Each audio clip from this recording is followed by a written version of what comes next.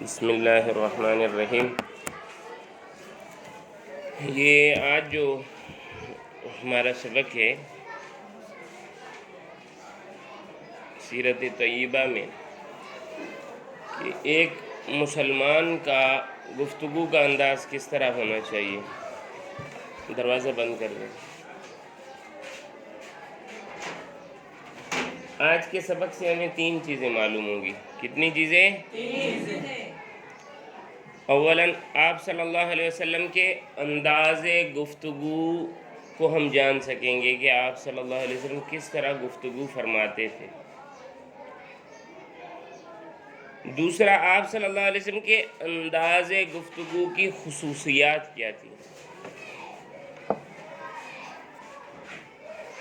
تیسری وہی چیز ہے کہ آپ صلی اللہ علیہ وسلم ہمارے لیے آئیڈیل، اسوہ، نمونہ ہیں، تو آپ صلی اللہ علیہ وسلم کی گفتگو اپنانے کی کوشش کی۔ آپ صلی اللہ علیہ وسلم جس طرح تکلم فرمایا کرتے تھے، ہم بھی انہی خصوصیات اور صفات کو اپنی باتوں میں لائیں۔ ٹھیک ہے، سب سے پہلے انداز گفتگو سمجھ لیں کہ زبان اور بیان یہ اللہ کی طرف سے قدرت کا ایک عطیہ ہے۔ انسان اسی خصوصیت کی وجہ سے تمام مخلوق پر فوقیت رکھتا ہے۔ چنانچہ ایک علم فلسفہ ہے جسے علم منطق بھی کہا جاتا ہے، اس میں انسان کا نام حیوان ناطق ہے۔ کیا ہے؟ یعنی بولنے والا جانور، بولنے والا۔ اللہ تعالیٰ کی اس عطیے کی قدر کرنا اور اس کا درست استعمال سیکھنا ہر انسان پر کیا ہے بیٹا؟ لازم ہے۔ چونکہ حضور صلی اللہ علیہ وسلم کی زندگی ہمارے لیے کیا ہے؟ اس لیے آپ صلی اللہ علیہ وسلم، جب بھی نبی کریم صلی اللہ علیہ وسلم کا نام آئے تو کیا کرنا چاہیے؟ پڑھنا چاہیے۔ صحابہ کا نام آئے تو، صحابیہ کا نام آئے تو رضی اللہ تعالی عنہا۔ ٹھیک، چونکہ حضور صلی اللہ علیہ وسلم کی پاکیزہ زندگی، کتنے لڑکے ہو بھائی؟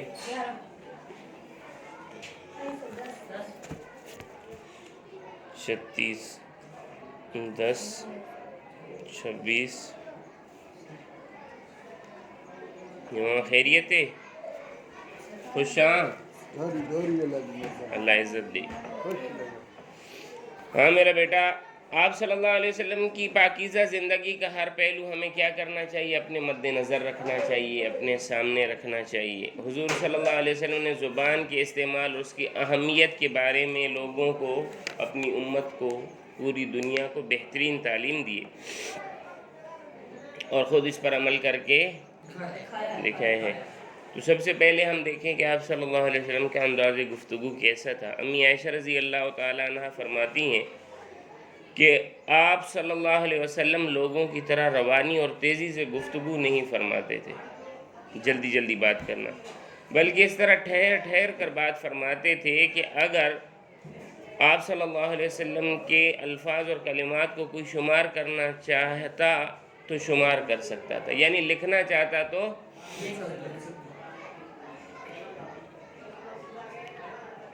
دوسری جگہ پر آتی ہے حدیث کان کلام رسول اللہ صلی اللہ علیہ وسلم، سب بولو صلی اللہ علیہ وسلم، کلاما فصلا یفہمہ کل من سمعہ۔ درود شریف میرے ساتھ پڑھا کریں، صحیح؟ درود شریف جب میں پڑھ رہا ہوتا ہوں تو آپ لوگ ایسے سو رہے ہوتے ہیں، برا لگتا ہے کہ آپ صلی اللہ علیہ وسلم کی بات الگ الگ ہوتی تھی، جو اس کو سنتا تھا سمجھ لیتا تھا۔ سمجھے؟ ہر سننے والا اس کو سمجھ لیتا تھا۔ حضرت عائشہ رضی اللہ تعالی عنہ، حضرت عائشہ فرماتی ہیں کان یتکلم بکلام بینہ فصل یحفظہ من جلس الیہ، کہ آپ صلی اللہ علیہ وسلم اس طرح بات فرماتے تھے کہ اس کے الفاظ جدا جدا ہوتے تھے۔ جو لوگ آپ صلی اللہ علیہ وسلم کے پاس بیٹھے ہوتے تو اس کو محفوظ کر لیتے تھے، چاہے وہ لکھ کر چاہے ذہن میں. سمجھ آئی؟ تو پیارے نبی کریم صلی اللہ علیہ وسلم کس طرح گفتگو فرماتے تھے؟ ٹھہر ٹھہر کر. ایک ایک فقرہ الگ ہوتا تھا. نبی کریم صلی اللہ علیہ وسلم دنیا کے تمام انسانوں سے زیادہ فصیح و بلیغ اور خوش گفتار تھے. فصیح کا کیا مطلب؟ فصیح کا مطلب یہ ہے کہ بہترین الفاظ لانے والا، اس جگہ پر اس سے بہتر الفاظ نہ ہو، اس کو فصاحت کہا جاتا ہے. بلاغت کسے کہا جاتا ہے؟ کہ گفتگو کے تمام پہلو اس میں شامل ہو جائیں، کوئی اس سے بچ نہ جائے، کلام تھوڑا ہو اور بہت ساری چیزوں کو آ جائے. صحیح ہے؟ اور خوش گفتار یعنی میٹھی بات کرنے والے تھے. اس کی وجہ یہی تھی کہ آپ صلی اللہ علیہ وسلم کی تربیت خود اللہ تعالیٰ نے فرمائی. جیسا کہ آپ صلی اللہ علیہ وسلم کی حدیث ہے، ادبنی ربی فاحسن تأدیبی، میرے رب نے مجھے ادب سکھایا پس اس نے مجھے بہت اچھا ادب سکھایا ہے. یہ ہو گیا آپ صلی اللہ علیہ وسلم کا انداز گفتگو. یعنی آپ لوگوں کو کیا سمجھ آیا کہ آپ صلی اللہ علیہ وسلم کس طرح بات کرتے تھے؟ اور اس کے لیے بہترین لفظ چنتے تھے، تھوڑی بات میں زیادہ مفہوم اور میٹھی بات فرماتے تھے، غصے سے چیخ کر بات. اب انداز گفتگو کی خصوصیات کی جانب آتے. حضور صلی اللہ علیہ وسلم بے مقصد اور فضول بات چیت کو ناپسند فرماتے تھے. کیا فرماتے تھے؟ فضول اور بے مقصد باتوں کو ناپسند فرماتے تھے. آپ صلی اللہ علیہ وسلم ہمیشہ ہی کام کی بات کرتے تھے اور صرف وہی فرماتے تھے جس کی ضرورت ہوتی تھی. بات کو بلا ضرورت لمبا نہیں کرتے تھے. صحیح؟ آپ صلی اللہ علیہ وسلم کی ہر بات خیر الکلام ما قل ودل ولم یمل. صحیح ہے نا؟ یہ ابو عبداللہ کا قول ہے. وہ فرماتے تھے خیر الکلام ما قل ودل ولم یمل. ولم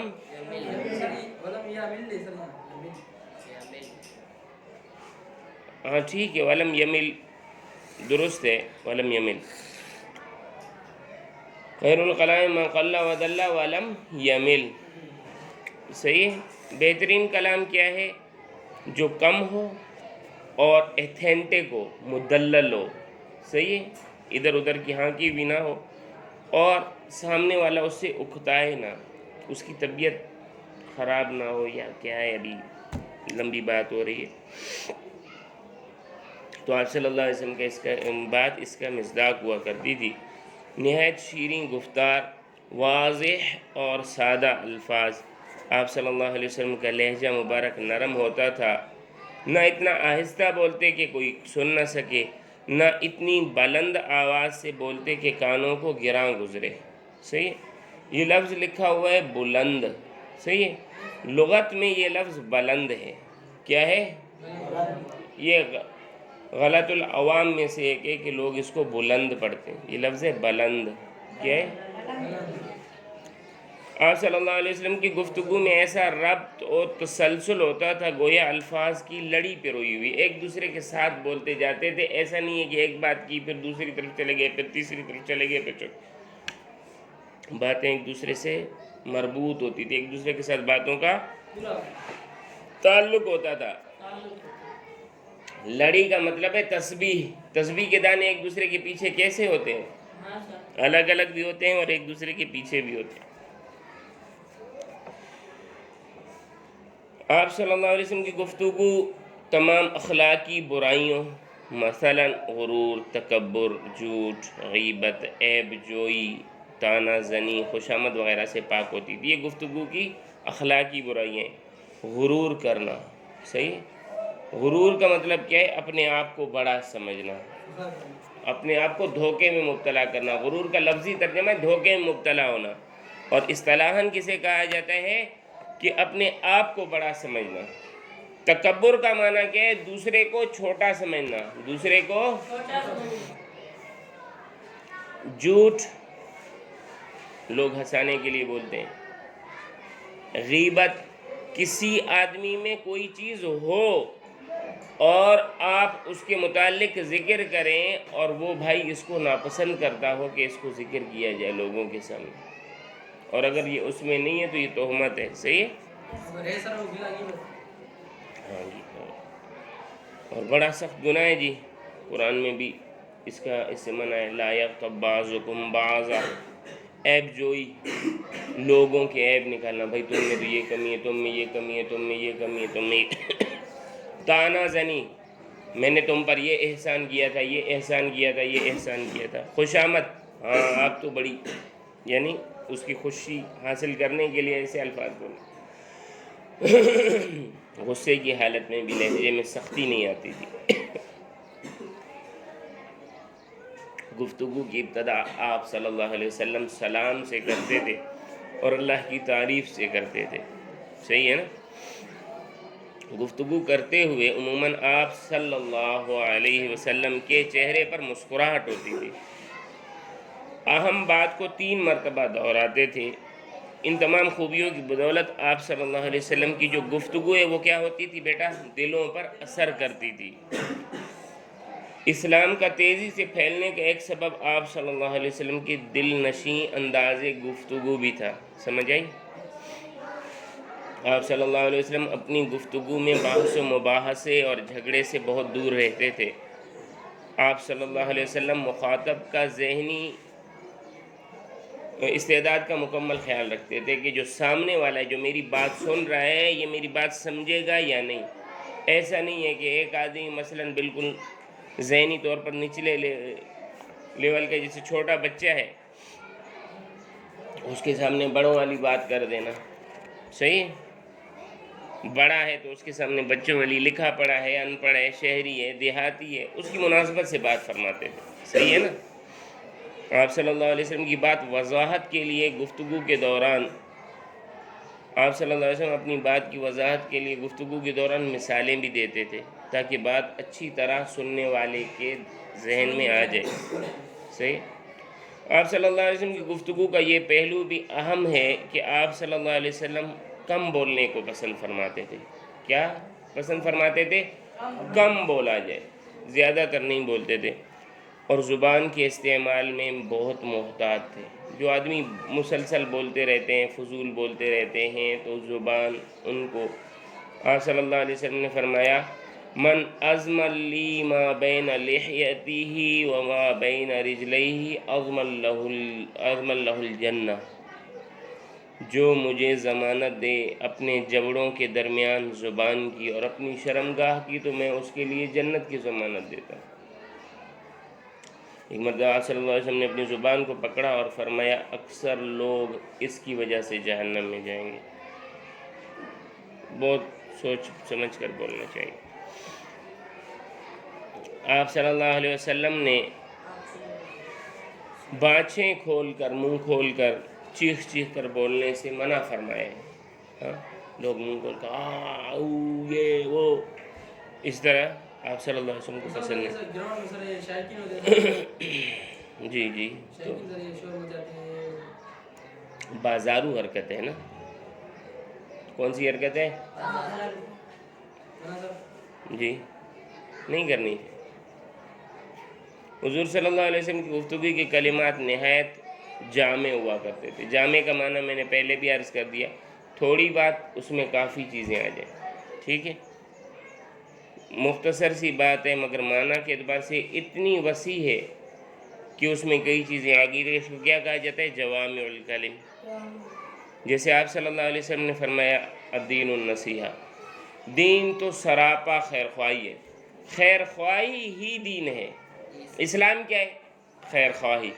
آپ سب کے خیر چاہیں، سب کی خیر چاہیں، اس کی بھلائی ہو جائے. الدعاء مخ العبادہ، عبادت کا خلاصہ، عبادت کا اصل مغز، عبادت کا مقصد ہے ہی دعا، ہے ہی دعا، کہ اللہ سے مانگنا آ جائے. اور میں نے آپ سے عرض کیا عبادت کا ترجمہ کیا ہے؟ زندگی. زندگی. زندگی سراپا دعا ہو جائے، زندگی کیا ہو جائے؟ ہر وقت آپ صلی اللہ علیہ وسلم دیکھیں، جوتے کے تسمہ ٹوٹ رہے، آپ صلی اللہ علیہ وسلم اللہ سے مانگتے، صحیح ہے نا؟ بیٹھ رہے ہیں، چل رہے ہیں، نکل رہے ہیں، ہر کام میں آپ دیکھیں آپ صلی اللہ علیہ وسلم دعائیں مانگ رہے ہیں، دعائیں. تو زندگی نام ہی دعاؤں کا ہے، زندگی نام ہی. اب بات چھوٹی ہے مگر پوری زندگی کو منحصر ہے. دیکھیں الانات من اللہ والعجلۃ من الشیطان. سکون، آرام سے کام کرنا، بردباری، یہ اللہ کی صفات میں سے ہیں. والعجلۃ، جلد بازی شیطان کا کام ہے. جلد بازی تمام کاموں کو شامل ہے. صحیح. الید العلیٰ خیر من الید السفلی، اوپر کا ہاتھ نیچے کے ہاتھ سے بہتر ہے. اب ایک معنی اللہ کا ہاتھ نیچے، اللہ سے مانگو، نچلے لوگوں سے کیا مانگتے ہو؟ نچلے لوگ بھی ٹھیک ہے، آپ کو کسی نے پیسوں کی مدد کر دی دوسری، مگر اللہ سے مانگو، وہ کبھی تانا نہیں دیتا. ایک مقصد یہ. دوسرا یہ ہے کبھی بھی کسی کے سامنے ہاتھ نہ پھیلاؤ، خرچ کرنے والے بنو. جب آپ خرچ کرو گے اللہ آپ کے مال میں برکت دے گی. اور بھی اس کے کئی معنی ہیں، صحیح ہے نا؟ Beggar can't be choosers, beggar can't be choosers. بھکاری کبھی انتخاب کرنے والے نہیں ہوتے. بھکاری کو جو ملے گا وہ لے گا، تو بھکاری نہ بنو. صحیح میرا بچہ؟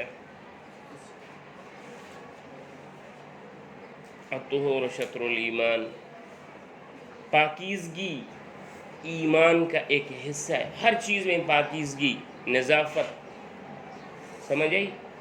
پاکیزگی کے دو چیز، ایک وہ چیز صاف ہو، گندی نہ ہو، دوسرا حلال ہو، پاکیزگی میں یہ دو چیزیں ہوتی ہیں، صاف ستھری ہو اور حلال ہو. اور الدنیا سجن المؤمن و جنت الکافر، دنیا مومن کے لیے قید خانہ ہے اور کافر کے لیے جنت ہے. کیا مطلب؟ دنیا میں قدم قدم پر اس کے لیے قوانین ہیں، آپ کو اس قانون کے مطابق چلنا ہے، اور جو قانون کے مطابق نہ چلے وہ تو آزاد ہے نا.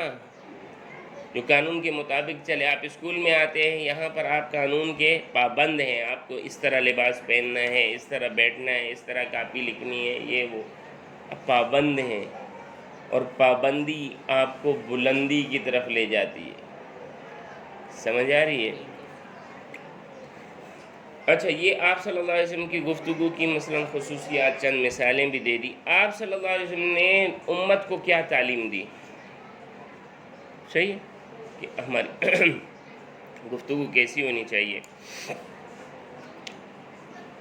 سب سے پہلے کہ گفتگو میں جھوٹ نہ ہو، چاہے مزاح ہے، کچھ بھی ہے، جھوٹ نہ ہو.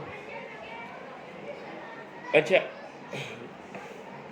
ایسے مقامات جہاں پر بڑے فتنے کا اندیشہ ہو سچ بولنے کی وجہ سے، بہت بڑے فتنے کا اندیشہ ہو سچ بولنے کی وجہ سے، تو وہاں پر جھوٹ بولا جا سکتا ہے. جسے جنگ میں، سمجھ آئی؟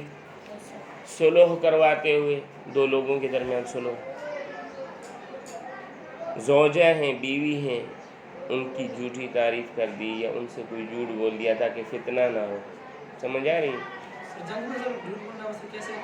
مثلاً آپ کو دشمن نے پکڑ لیا، ہاں مولوی صاحب جھوٹ تو نہیں بولو گے، بتاؤ کہاں پر ہے سارا لشکر؟ ابھی آپ کو یا اللہ جھوٹ بولنا تو لعنت اللہ علی الکاذبین، بھائی وہ پیچھے بیٹھے ہیں. سمجھ آئی؟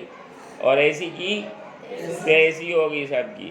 جی، بہتان، کسی پر تہمت لگانا، کسی پر بہتان، کسی پر ایسی بات کرنا جو اس کی عزت کو داغدار کرے. بیجا تعریف سے منع کیا، جھوٹی گواہی سے منع کیا، ایسی بات جو دو لوگوں کو جھگڑے میں مبتلا کرے اس سے منع کیا، لوگوں کے عیب نکالنے سے منع کیا، بغیر تحقیق کے بات پھیلانا. اللہ اتنا زیادہ ہو گیا ہے ہم میں، جو سنا منہ سے نکالا، جو سنا منہ سے نکالا، نکالا نکالا نکالا، عورتوں کی طرح۔ بات سنو، اس کی تحقیق کرو، پھر بولو۔ آپ صلی اللہ علیہ وسلم نے فرمایا کسی آدمی کے جھوٹے ہونے کے لیے کافی ہے کہ وہ جو کچھ سنتا ہے آگے پھیلا دیتا ہے۔ اور چغلی کرنا، کیا مطلب؟ استاد یہ اس طرح کر رہا تھا، یہ جو ہم طلبہ میں بہت زیادہ ہے۔ تو بیٹا ہمیں کیا کرنا چاہیے کہ آپ صلی اللہ علیہ وسلم کی پیروی کرنی چاہیے اور خوش کلامی کو اپنانا چاہیے، گفتگو میں احتیاط کرنا چاہیے اور بغیر مقصد کے بالکل نہیں بولنا چاہیے، ٹھیک ہے؟ بے فائدہ باتوں سے پرہیز کرنا چاہیے۔ تو اس سے کیا ہوگا بیٹا؟ اس سے ہماری گفتگو سے کیا ہوگا، کوئی بتا سکتے ہیں؟ اچھا اثر، اچھے تعلقات ہوں گے، اچھا اثر ہوگا، رشتہ داریاں بڑھیں گی، رشتہ داریاں بڑھیں گی۔ اور کوئی ساتھی اچھی گفتگو کے کوئی فوائد؟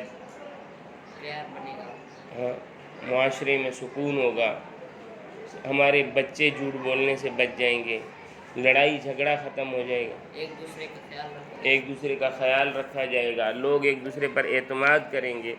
سمجھ آ گئی؟ اللہ تعالیٰ عمل کی توفیق عطا فرمائے۔